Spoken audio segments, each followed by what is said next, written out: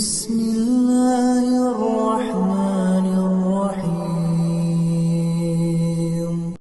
الله الذي يرسل الرياح فتثير سحابا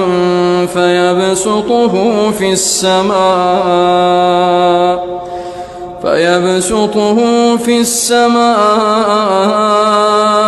كيف يشاء ويجعله كسفا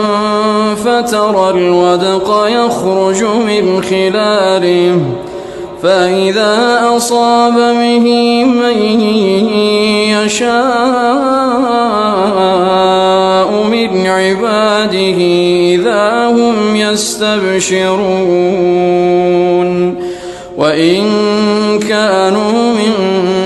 قبل أن ينزل عليهم من قبله لمبلسين فانظر إلى آثار رحمة الله كيف يحيي الأرض بعد موتها إن ذلك لمحيي الموتى وهو على كل شيء قدير.